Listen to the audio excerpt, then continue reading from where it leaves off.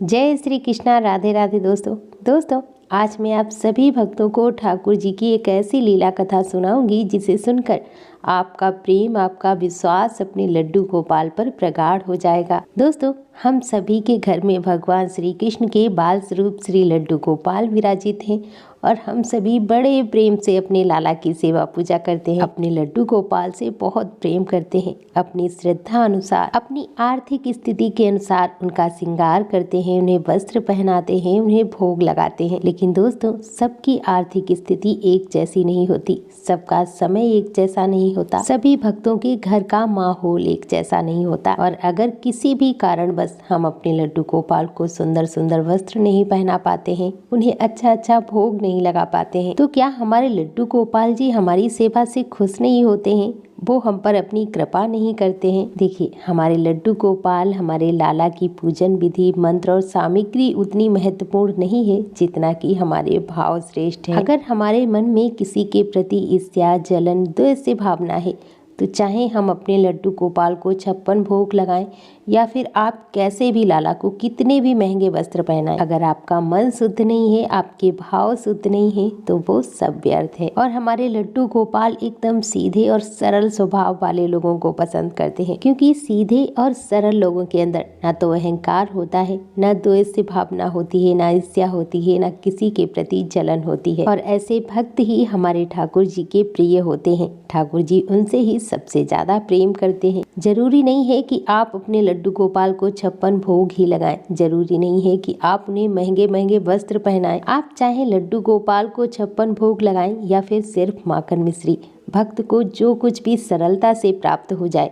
वही भक्ति पूर्वक सच्चे भाव से हृदय से अर्पण कर देना चाहिए। और आपके भाव से ही आपके लाला, आपके ठाकुर जी संतुष्ट हो जाते हैं। चाहे कितनी भी अच्छी से अच्छी चीज वस्तु आप भगवान को अर्पण कर दें, अपने लाला को अर्पण कर दें, भाव के बिना वे उसे स्वीकार नहीं करते। इसीलिए लाला की सेवा में भाव बहुत जरूरी है। दोस्तों इसी विश्वास पर मैं आपको लड्डू गोपाल की एक बहुत ही सुंदर सी लीला कथा सुनाऊंगी। बड़े प्रेम और भाव से सुनिएगा। एक गांव में एक बहुत ही गरीब ब्राह्मण रहता था। उस ब्राह्मण के पास ना ही अच्छा घर था, उसकी छत पर छत भी नहीं थी, वो झोपड़ी में रहा करते थे। और ना ही उनके पास अच्छे वस्त्र थे और ना ही उन्हें अच्छा भोजन मिलता था। लेकिन फिर भी वो ब्राह्मण अपनी पत्नी के साथ बहुत खुश रहते थे, क्योंकि वो ब्राह्मण बहुत ही सीधे और सरल स्वभाव के थे। उन ब्राह्मण के घर में एक सुंदर से लड्डू गोपाल थे, जिनकी सेवा वो बड़े प्रेम और श्रद्धा के साथ, बड़े भाव के साथ किया करते थे। उनके पास बहुत ज्यादा धन नहीं था, बहुत ही गरीब ब्राह्मण थे, लेकिन फिर भी घर में जो कुछ भी रूखा सूखा बनता, जो स्वयं खाते, वही अपने ठाकुर जी को पहले भोग लगाते, उसके बाद स्वयं प्रसाद स्वरूप ग्रहण कर लेते और दिन भर राधे कृष्णा का जाप करते, भजन कीर्तन करते और ठाकुर जी की सेवा में मग्न रहते। एक दिन उस गांव में एक महात्मा जी आए। उन्होंने पूछा कि मेरी किसी के घर पे व्यवस्था हो जाएगी, मैं किसी के घर पे एक रात्रि भर रुक सकता हूँ? तो गांव के कुछ लोगों ने उन ब्राह्मण का ही घर बता दिया, क्योंकि वो ब्राह्मण ठाकुर जी के परम भक्त थे, ठाकुर जी से बहुत प्रेम करते थे और साधु संतों का बहुत सम्मान करते थे। अब वो महात्मा जी उस ब्राह्मण के घर पर रुक गए। जब महात्मा जी उनके घर पे रुके तो उन्होंने ब्राह्मण को पूजा पाठ करते देखा, ठाकुर जी को भोग लगाते हुए देखा कि कैसे ब्राह्मण देवता ठाकुर जी को रूखा सूखा भोग लगा रहे हैं, कहीं खिचड़ी लगा रहे हैं, कहीं नमक भात का भोग लगा रहे हैं। अच्छा, वो महात्मा जो थे वो थोड़े अहंकारी थे, घमंडी थे। उन्हें इस बात का घमंड था कि हम तो ठाकुर जी को बड़ा अच्छा भोग लगाते हैं, हम तो ठाकुर जी की बड़ी अच्छी सेवा करते हैं, ठाकुर जी को सुंदर वस्त्र पहनाते हैं, उनके मंत्रों का जाप करते हैं, हवन यज्ञ साधना वगैरह करते हैं। लेकिन जब महात्मा ने उन ब्राह्मण को सिर्फ रूखा सूखा ठाकुर जी को भोग लगाते हुए देखा तो महात्मा जी से रहा नहीं गया। तो महात्मा जी ने ब्राह्मण को बुलाया और उनसे कहा कि भाई, तुम यह ठीक नहीं करते हो। तुमने अपने घर पे ठाकुर जी को तो विराजित कर लिया, लेकिन तुम उन्हें रूखा सूखा भोग लगाते हो, ठाकुर जी फटे पुराने वस्त्र पहने हैं, ये तुम ठीक नहीं कर रहे हो उनके साथ। ब्राह्मण देवता बड़े ही सीधे और सरल स्वभाव के थे। ब्राह्मण हाथ जोड़कर संत जी से बोले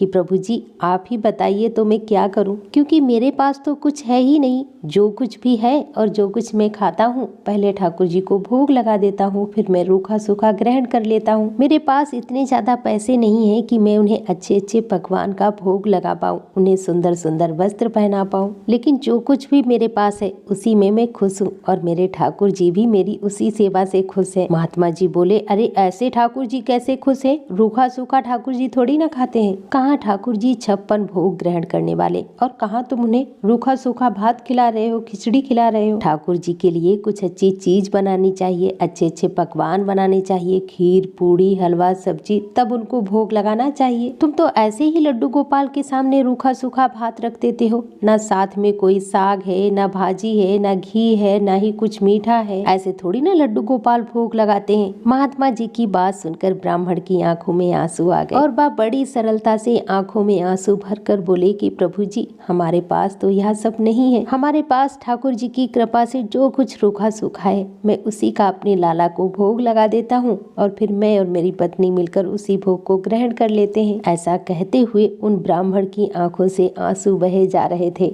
लेकिन वो महात्मा जी, वो संत जी तो अहंकार में डूबे हुए थे और उन महात्मा ने बड़े अहंकार में उन ब्राह्मण से कहा, नहीं है तो पैसे कमाओ।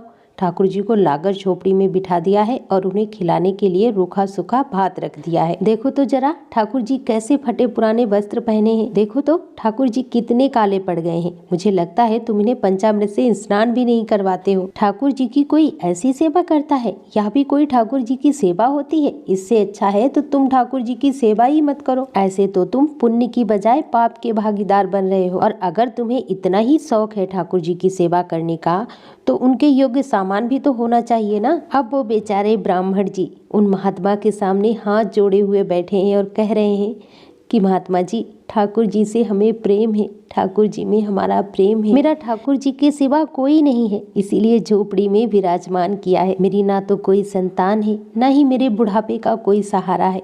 मेरा जो कुछ भी है सिर्फ मेरा लाला है। महात्मा जी ठाकुर जी की कृपा से हमारे घर में जो भी बनता है उसी से पहले ठाकुर जी को भोग लगा देते हैं और वो महाप्रसाद बन जाता है। घर में अपने पीने के लिए जो जल है उसी से ठाकुर जी के पीने के लिए झारी भर देते हैं। अपना शरीर ढकने के लिए जो वस्त्र लाते हैं उसी से उनका पीताम्बर उनके वस्त्र बना देते हैं। और वो ब्राह्मण देवता महात्मा के सामने फूट फूट कर रोने लगते हैं और रोते हुए कहते हैं, महात्मा जी हमने सुना है केवल तुलसी दल से, मोर मुकुट और गुंजा माला से भी ठाकुर जी प्रसन्न हो जाते हैं। इससे ज्यादा हम कहाँ से लाएं? हमारे पास तो बस इतना ही है। दोस्तों, महात्मा जी बड़े आडंबर से अपने ठाकुर जी की राजसी सेवा करते थे और उसी का उन्हें अहंकार था कि हम ठाकुर जी को बढ़िया सुंदर रेशमी वस्त्र पहनाते हैं, उन्हें 56 भोग लगाते हैं, उन्हें सुंदर मखमल के बिस्तर पर शयन कराते हैं, मंत्र हवन आहुति यज्ञ साधना करके ठाकुर जी को प्रसन्न करते हैं। इसी अहंकार में वो महात्मा बैठे हुए थे और उस महात्मा ने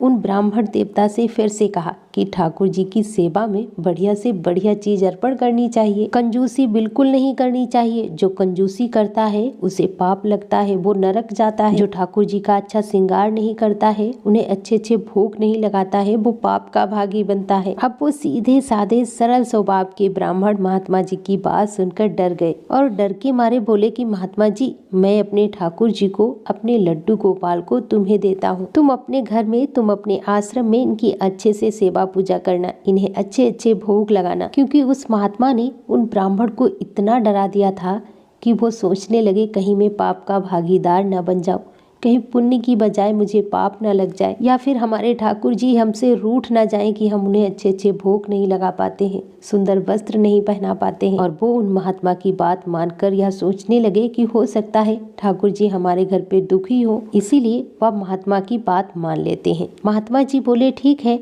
तुम ठाकुर जी को हमें दे दो, तुम अपने लड्डू गोपाल को हमें दे दो। ब्राह्मण का मन नहीं हो रहा था अपने लाला, अपने लड्डू गोपाल को उन्हें देने का। वो बहुत दुखी हो रहे थे, उनकी आंखों से आंसू बह रहे थे, क्योंकि वह बरसों से उन लड्डू गोपाल की सेवा पूजा करते आ रहे थे। और ब्राह्मण ने बड़े दुखी मन से अपने लड्डू गोपाल को उन महात्मा को दे दिया और लड्डू गोपाल को महात्मा जी को देते हुए कहा कि देखो ठाकुर जी, देखो मेरे लाला, हमारे पास तुम्हें खिलाने के लिए बढ़िया भोजन नहीं है, सुंदर सुंदर वस्त्र नहीं है, मखमली बिस्तर नहीं है। तुम्हें अगर स्वादिष्ट भोजन करना है, सुंदर सुंदर वस्त्र पहनने हैं, अच्छे बिस्तर पर सोना है, तो तुम महात्मा जी के साथ चले जाओ। इतना कहकर ब्राह्मण जी ने अपने लड्डू गोपाल महात्मा जी को दे दिए। अब महात्मा जी ब्राह्मण के लड्डू गोपाल जी को लेकर अपने आश्रम पर आए। अब अपने प्यारे से लाला अपने लड्डू गोपाल के जाने के बाद ब्राह्मण की स्थिति बहुत खराब हो गई। बहुत ज्यादा रो रहे थे वो अपने लड्डू गोपाल को याद करके। उस गरीब ब्राह्मण ने उस दिन ना ही भोजन किया, ना ही जल ग्रहण किया। अन्न जल त्याग कर अपने लाला के प्रेम में वे बहुत रो रहे थे। उनकी आंखों से लगातार अश्रुधारा बह रहे थे। उनकी पत्नी भी उनके साथ विलाप कर रही थी, क्योंकि उन दोनों का इस दुनिया में उनके लड्डू गोपाल के सिवा कोई नहीं था। उनके लड्डू गोपाल ही उनके सहारा थे।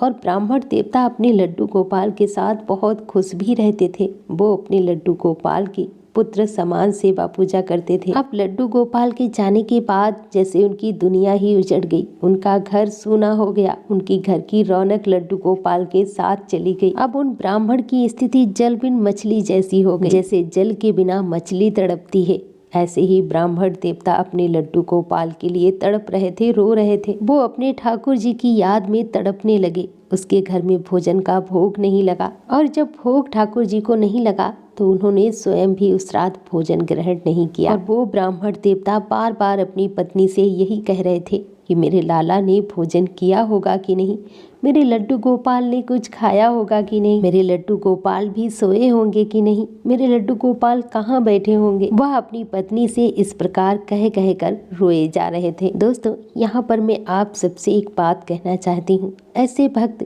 जिनमें भगवान को पाने के लिए लगातार विरह अग्नि जलती रहती है, जो भक्त अपने लड्डू गोपाल के लिए रोते हैं, बिलखते हैं, उनके प्रेम में पागल से हो जाते हैं। यहाँ तक कि अपने लाला के प्रेम में खाना पीना तक छोड़ देते हैं। ठाकुर जी के प्रेम में उनके आंखों की नींद उड़ जाती है। दिन रात प्रेम अश्रु बहते रहते हैं। और जब हमारे अंदर ऐसा प्रेम जागृत हो जाता है तो हमारे ठाकुर जी, हमारे लड्डू गोपाल जी भी हमसे दूर नहीं रह पाते। जब हम अपने लड्डू गोपाल के लिए रोते, बिलखते, तड़पते हैं तो हमारे लड्डू गोपाल जी भी हमारे लिए तड़पते हैं। वो भी हमारे पास आना चाहते हैं। उन निष्कपट भक्तों के लिए हमारे लड्डू गोपाल भला कैसे निष्ठुर हो सकते हैं। अब जैसे ही रात हुई, उन महात्मा ने लड्डू गोपाल को बढ़िया भोग लगाकर उन्हें मखमली बिस्तर पर सुला दिया। अब उन्हें इस बात का अहंकार था कि ठाकुर जी कैसे वहाँ पड़े रहते थे, बैठे रहते थे, रूखा सूखा खाते थे, फटे कपड़े पहने रहते थे, और आज देखो मेरी वजह से ठाकुर जी मखमली बिस्तर पर सो रहे हैं। यही सब बातें महात्मा जी के दिमाग में चल रही थी। तब तक महात्मा जी की आंख लग गई। अब जैसे ही महात्मा जी सोते हैं, रात में महात्मा जी को स्वप्न में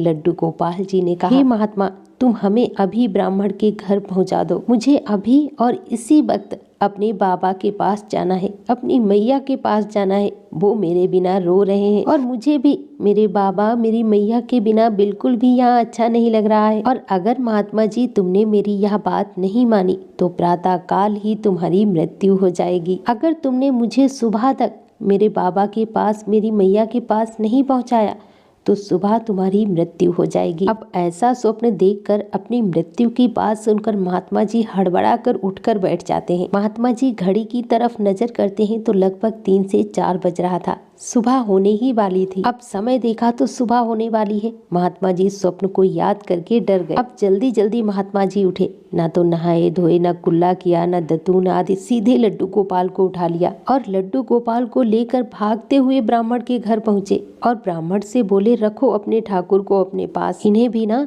तुम्हारे यहाँ का रूखा सूखा भात ही पसंद है। इन्हें तुमसे प्यार है। तुम्हारे फटे पुराने वस्त्र ही इन्हें प्रिय हैं। मेरे पकवान इन्हें पसंद नहीं है। और तुम्हारे लड्डू गोपाल ने स्वयं स्वप्न में आकर मुझे आदेश दिया है कि वे तुम्हारे पास ही रहना चाहते हैं। इतना कहते हुए वो महात्मा लड्डू गोपाल को उन ब्राह्मण के हाथ में थमा देते हैं और उन महात्मा के श्री चरणों में अपना सर रख देते हैं और कहते हैं कि धन्य है तेरी भक्ति, धन्य है ठाकुर जी के प्रति तेरा प्रेम। मेरा तो पूरा जीवन निकल गया लड्डू गोपाल की सेवा करते हुए, जब तब साधना हवन करते हुए, लेकिन कभी भी लड्डू गोपाल ने मुझे स्वप्न में दर्शन नहीं दिए, कभी भी मुझे अपने होने का आभास नहीं कराया। आज तुम्हारी ही वजह से मुझे ठाकुर जी ने स्वप्न में दर्शन दिए हैं। मैं धन्य हो गया।